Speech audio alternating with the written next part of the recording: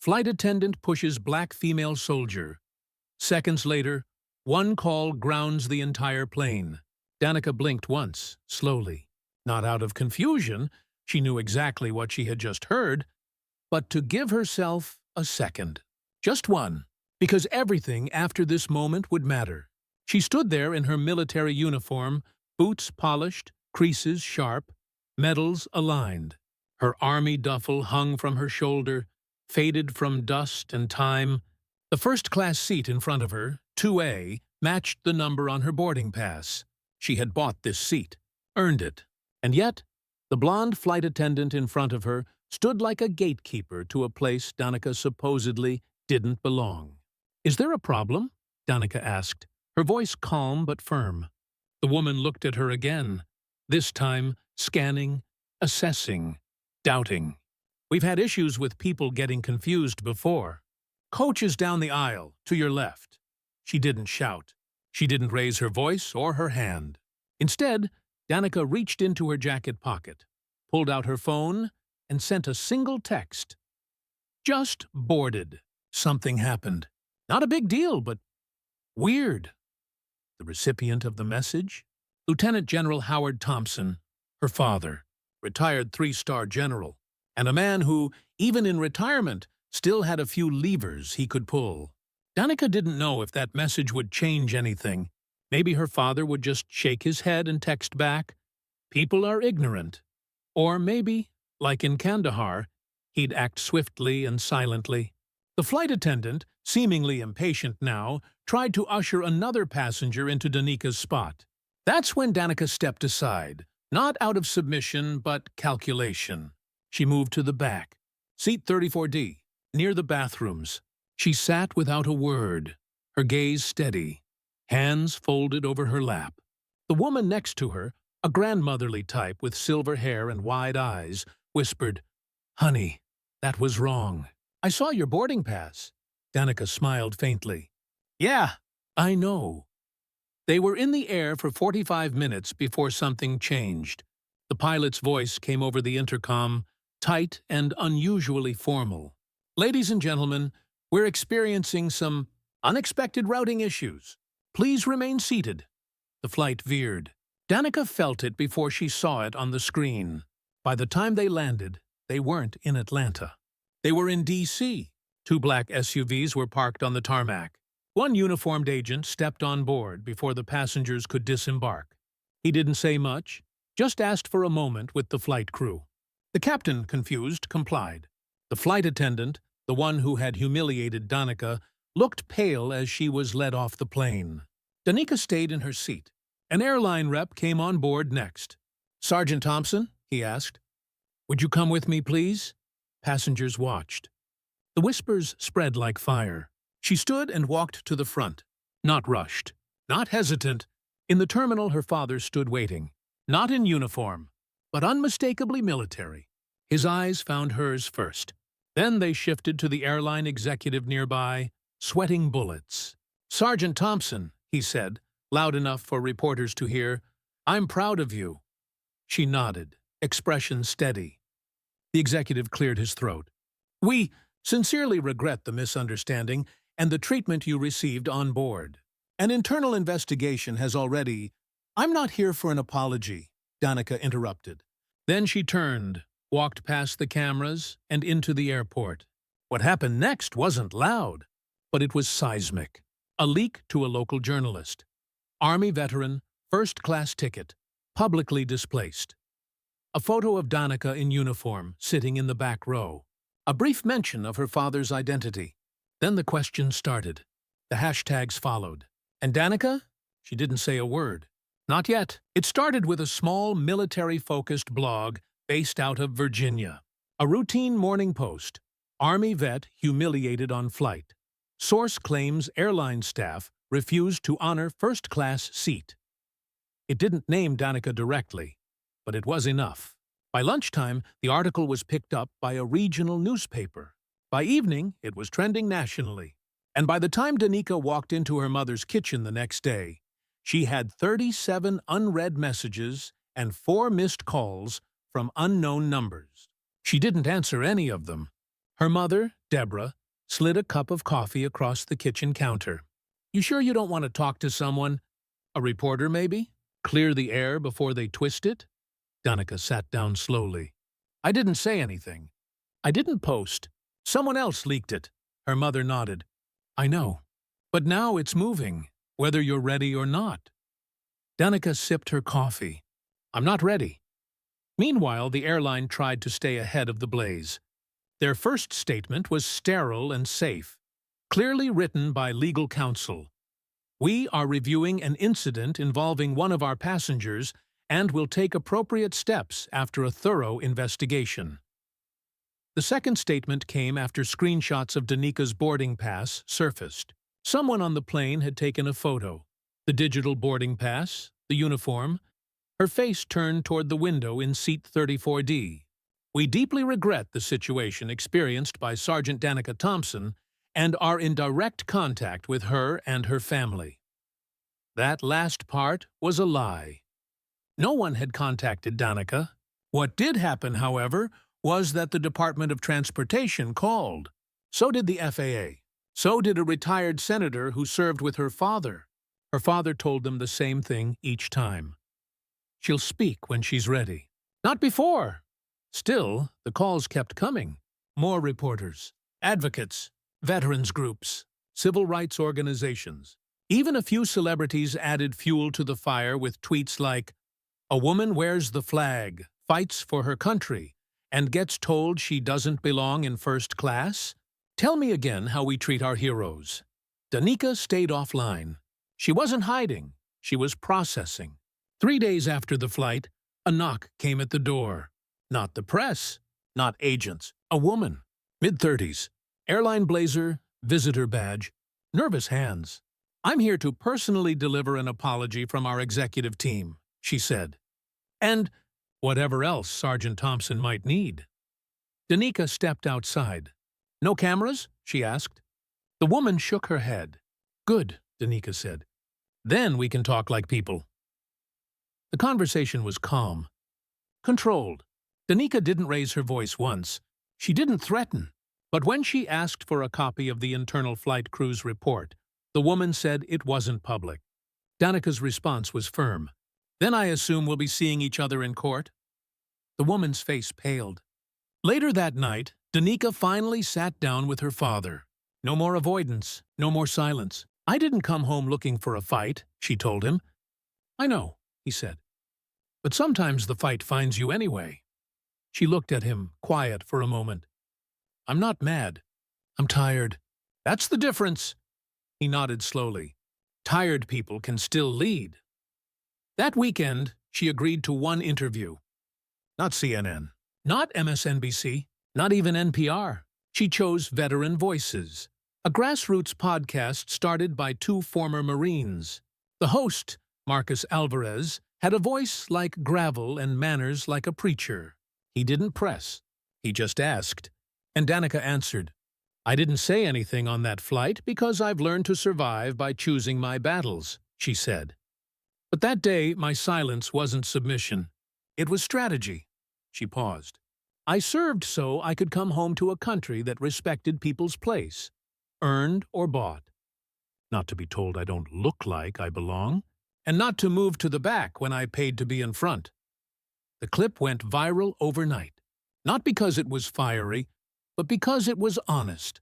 After the podcast, offers flooded in. Talk shows, op-eds, public appearances. Danika declined most, but she agreed to one more thing, testifying in front of the House Subcommittee on Transportation and Infrastructure. An invitation arrived, co-signed by both a Democrat and a Republican. Her father read it aloud at the dinner table. She sighed. "Well," she said, "looks like I'm going back to D.C." Security cleared her in seconds. They knew her face. Everyone did by now. It was a Wednesday morning, humid even by D.C. standards. Cameras lined the sidewalk outside the Rayburn House office building. Reporters shouted questions. Danika didn't flinch. She wore a dark blazer, no uniform, no medals, just her name stitched small on a lapel pin. Inside, the air conditioning was too cold and the walls too beige, But none of that mattered. She was about to speak not just for herself, but for everyone who had ever been told, silently or directly, that they didn't belong. The hearing room was packed. C-SPAN had a camera stationed in the back. A row of Congress members, some curious, some disinterested, some clearly moved, waited as Danika sat at the microphone. Her opening statement was short, precise, and deliberate. I'm Sergeant Danika Thompson. I served 3 tours overseas. I've seen war zones. I've defused bombs. I've trained alongside soldiers from every background. But the moment I stepped onto that plane, I was made to feel smaller than all of that. She paused, then continued. I wasn't just denied a seat I paid for. I was reminded that no matter what you wear, no matter what you earn, some people only see what they want to see. And too often, that perception is based on race, gender, or uniform. One Congresswoman leaned forward. Sergeant Thompson, did you believe this was an isolated incident? No, ma'am, Danika said. I believe it was a symptom. That sentence made headlines within the hour. A symptom, not an incident, trended on social media for 2 days. Danika's testimony was clipped, quoted, dissected. Airline executives were subpoenaed. Flight attendants' unions released statements of support, and in some cases, anonymous admissions of similar behavior within their ranks. The FAA announced it would conduct a full review of training protocols and implicit bias education in the commercial aviation sector. It wasn't a solution, yet, but it was movement. Privately, Danika was exhausted.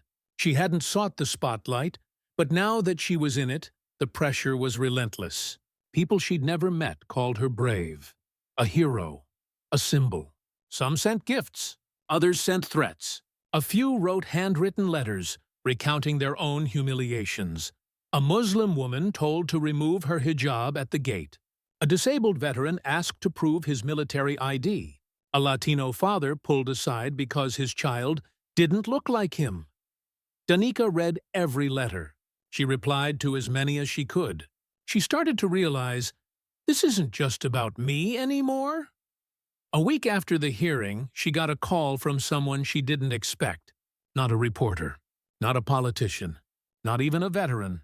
It was Amanda Walker, the flight attendant from the plane. Her voice on the phone was nervous, shaky, human. I don't know if you'll even take this call, Amanda said, but I wanted to apologize. Not the corporate version, the real one. Danika stayed silent. Amanda continued. When you boarded, I made assumptions. It was fast, automatic. I saw the uniform, the skin, and I judged. And when you didn't fight back, I thought I'd gotten away with it. Danika finally spoke. But you didn't. No, Amanda said. I didn't. There was a pause. Danika didn't offer forgiveness. Not yet. But she said something else. You should testify too. Not to protect yourself, to tell the truth. About the culture, about the training, or lack of it. Amanda's answer came quietly. I will. By the end of the month, Amanda Walker sat in the same hearing room Danika had. She admitted fault. She described how profiling was quietly reinforced by older crew members, how bias training was minimal and forgettable, how fitting the profile was code among staff for people who looked out of place. The testimony went viral again, not because it was scandalous, but because it was honest. Danika watched from a quiet room, off camera. She didn't smile, but she did nod. That night, she sat on her porch with her father. She didn't have to speak, she said. But she did. Her father nodded. Sometimes the truth costs something. Sometimes saying it is the price. Danika looked out into the dark. It's still not enough. It's a start, he said. And starts matter. She didn't respond right away. She thought about the girl she'd once been, the quiet one in training camp, told she was too soft. The soldier in Afghanistan, nicknamed Lady Steel by her unit. The woman in seat 34D, who chose silence, then spoke louder than she ever intended. Now people were listening. Instead, Danika Thompson found herself standing before a different kind of battlefield. The polished floors of the Russell Senate office building. It had been 3 months since the incident. The headlines had cooled slightly, but the movement had not. Something had shifted in the country. Not because of her alone, but because her story lit a match in a room that was already full of gas. Veterans groups, civil rights organizations, flight crews, pilots, everyday passengers. One by one they came forward. And Congress listened, at least for now. Danika didn't walk into these meetings alone anymore. Beside her was Marcus Alvarez, the gravel-voiced podcast host turned accidental organizer. Behind them, a small coalition. A retired pilot who'd lost his job after reporting discrimination, a black flight attendant who'd been passed over for promotion 6 times, a young woman who had been arrested after being mistaken for another passenger because they looked similar. They had stories. Danika had strategy. Senator Catherine Ames, a centrist Democrat from Colorado, became their unexpected ally. A former commercial airline lawyer, she understood both the language and the loopholes. Together, they drafted what would become known as the Passenger Equity and Accountability Act, the PEAA. It wasn't flashy. It didn't try to solve everything, but it had teeth. Key provisions included mandatory implicit bias training for all airline personnel, anonymous, third-party review channels for complaints, public disclosure of diversity and misconduct statistics by airlines, FAA oversight expansion to include equity audits. The bill was quiet at first. Then Amanda Walker, the flight attendant from Danika's flight, agreed to speak at the press conference. Her statement was clear. I was wrong, but I was trained to be blind, not better. The soundbite traveled. Danika's phone wouldn't stop ringing. Now it wasn't just media. It was parents of cadets, young women in ROTC, veterans trying to re-enter civilian life. A group of black airline employees started a private network and asked Danika to join. A military widow launched a foundation in her name. Every week brought another event. Panels, keynotes, fundraisers, interviews. She said no to most. But when she said yes, she said it with purpose. One event changed everything. A town hall in Charlotte, North Carolina. It was meant to be local, low pressure. Instead, over 2,000 people came. Lines out the door, cameras in every corner. Danika stood on stage with Marcus and Senator Ames. When her turn came to speak, she didn't pull from notes. She told the story again, this time slower. Not for drama, for clarity. She let the silences breathe. She didn't rush past the hard parts, and then she said something she hadn't before. The most dangerous kind of discrimination is the kind people don't know they're doing. It slips under the door, smiles at you, tells you to sit down, and convinces you it's your fault for standing. The room went quiet. She continued, I'm not here because of one flight attendant. I'm here because millions of people are still waiting for permission to be treated like they matter. And I'm here to say, we don't need permission. Thunderous applause followed, and the speech, just under 8 minutes, was clipped, posted, and watched more than 5 million times in the first week. Danika wasn't just a former soldier anymore. She was a leader. Behind the scenes, the airline industry was feeling the pressure. 3 CEOs had been subpoenaed to testify before Congress. 2 smaller carriers voluntarily updated their training procedures. One major airline reached out to Danika directly, not with an apology, but with a seat on their new passenger advocacy board. She declined. I'm not here to polish your brand, she told them. I'm here to push it. But she did send a list of 5 other names. Not all veterans, not all black, but all people who had been pushed aside in silence. Give them a seat, she said. And this time, don't ask them to move. By the end of the year, the PEAA passed the Senate with bipartisan support. Danika didn't attend the vote in person. She watched from home, surrounded by her family, drinking coffee on the same porch where she had once sat in silence. As the tally came in, 67 votes in favor, Her father leaned back in his chair and smiled. "You did it." Danika shook her head. "We did it. All of us," he nodded. "Still, not bad for someone who never raised her voice." Danika smiled faintly. "Turns out," she said, "you don't have to yell to be heard. You just have to speak when it matters." Danika stood behind the curtain, adjusting the mic clipped to her blazer. In front of her, nearly 200 young women in military uniforms. Cadets, recruits, hopefuls, some 18 years old, others in their 20s, all of them staring at the stage where she would soon speak. The air hummed with nerves and ceremony. The event was a commencement ceremony for the Army Women's Leadership Initiative, the first to ever ask Danika Thompson to deliver the keynote. She hadn't planned to say yes. In fact, she tried not to. Too busy, too exposed, too tired. But something about the invitation felt different. It wasn't about politics or policy. It was about legacy. She stepped onto the stage to a standing ovation. It startled her, still did every time. When the crowd finally quieted, Danika looked out at the sea of uniforms and took a breath. "I was told not to sit in a seat I had paid for. But today, I'm standing in a place I didn't expect to reach. Not because I couldn't, but because the world isn't built to welcome people like us into places of power. It's built to make us grateful for scraps of access." The audience was silent, not tense, but listening. "What I've learned is that belonging doesn't come from permission. It comes from purpose. You don't wait to be invited into the room. You walk in knowing you earned the right to be there. And then you hold the door open behind you." Scattered applause, heads nodding, then stillness again. Some of you will serve abroad, some at home. Some will leave the military early. Some will stay in for 20 years. Doesn't matter. What matters is that wherever you go, whether it's a battlefield or a boardroom, you don't shrink to fit anyone's expectations.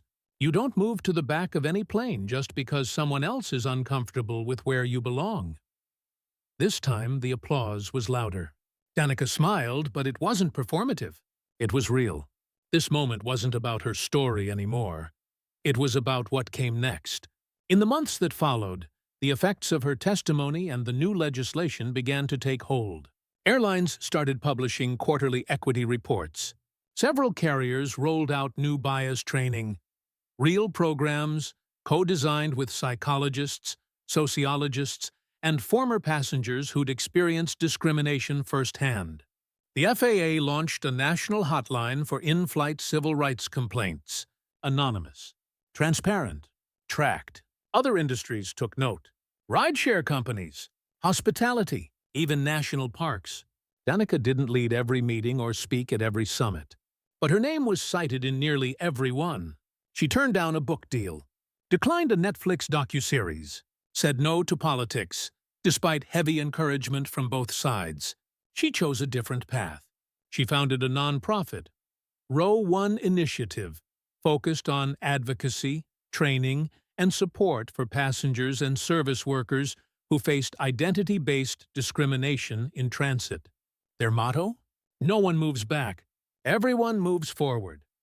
The nonprofit grew fast, faster than she expected. In the first year, they trained over 6,000 employees across 4 major industries. Danika didn't run it day to day. She didn't want to. She hired people better at that part. She wanted to be out there, visiting schools, bases, and small-town airports, talking with the people the system often forgot. She never stopped wearing her boots. One afternoon, over a year after the flight that started it all, Danika boarded a plane again. No cameras, no reporters, no announcement. Just her and a book and a window seat in row 1. The flight attendant was young, maybe 22, and nervous. She approached slowly and said, "Sergeant Thompson, I just wanted to say thank you. You're the reason I applied for this job. I read everything." Danika looked up, surprised. "Really?" the attendant nodded. "Your story made me want to be the kind of person who makes people feel seen when they fly." Danika smiled. Then we've both moved forward. As the plane climbed into the sky, Danika looked out the window. Below her, The country stretched wide and complicated and imperfect. But somewhere down there, a girl just like her was about to step onto her first flight, in uniform, and sit in the front. And no one would ask her to move, because someone already had, and she had stayed.